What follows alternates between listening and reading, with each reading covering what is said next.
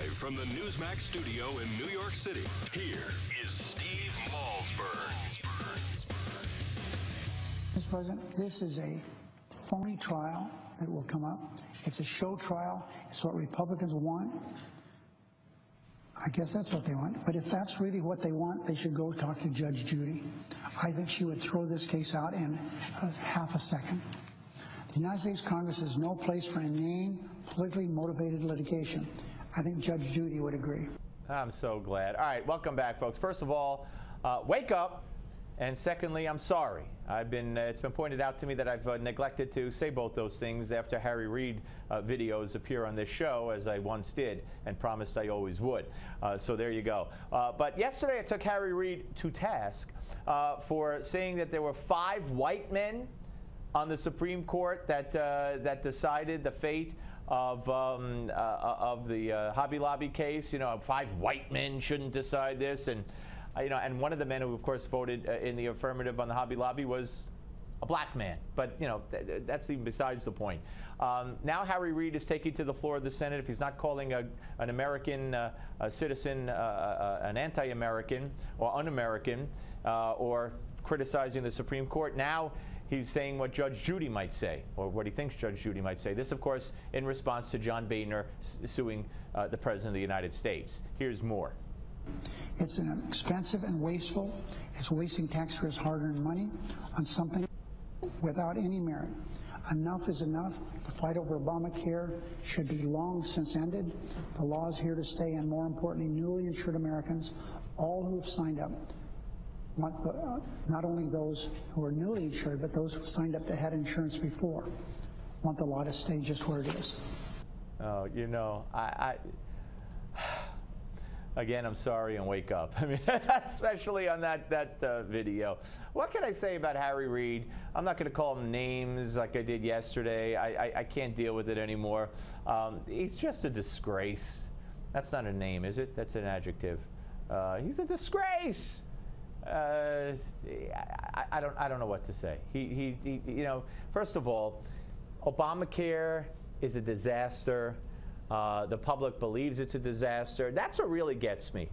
You know how I feel about the left, the Harry Reids, the Nancy Pelosi's, the Debbie Wasserman Schultz's, and the media, which are one and the same to me, and the president, thinking or acting like what they say America believes. They have America on their side on all these issues. It's just these radical Tea Partiers. If only they'd get out of the way, everybody else in the country agrees with us and you, and we could live a happy life. We could have Obamacare, we could have this, we could fly these kids, these illegal immigrant kids who might have disease all over the country, put them in your kids' school, we could have abortion on demand, all these things, all these issues that America is in such total disagreement with, at least the majority are, on all these issues, and they make it try to seem like it's the other way around. Just drives me nuts. All right, folks, that's Harry Reid for you. And we'll be back with David Swerdlick and more of the Steve Malzberg Show. But first, this hour's American moment, and we take a look back at the end of World War I. It was called the War to End All Wars, but instead it only served as a prelude of worse things to come. It was the world's first universal war, with the nations of the United States, United Kingdom, France, Greece, Italy, Russia, and 19 other countries declaring war on Austria-Hungary, Bulgaria, Germany, the Ottoman Empire, and the other European-based nations. As the wars before it, and those after it, this war would prove to be a long, bloody, and costly conflict. For the first time, chemical weapons were used in organized warfare. In 1915, the Germans unleashed 150 tons of chlorine gas at Ypres, Belgium. Then 2 years later, used mustard gas against the Russians at Riga.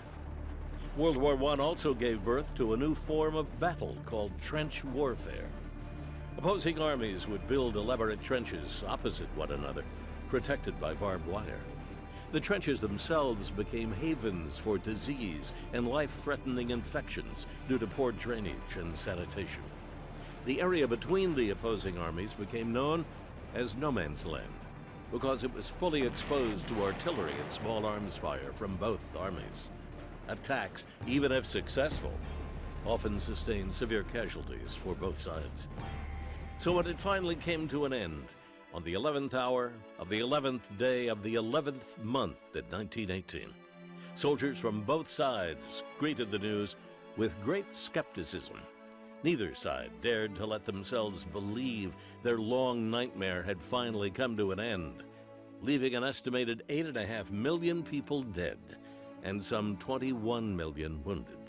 The actual peace document, known as the Treaty of Versailles, was not signed until 6 months later, on the 28th of June, 1919. Although the face of the civilized world had forever changed, 21 short years later, history would again repeat itself. For Newsmax TV, I'm Bill Curtis, and this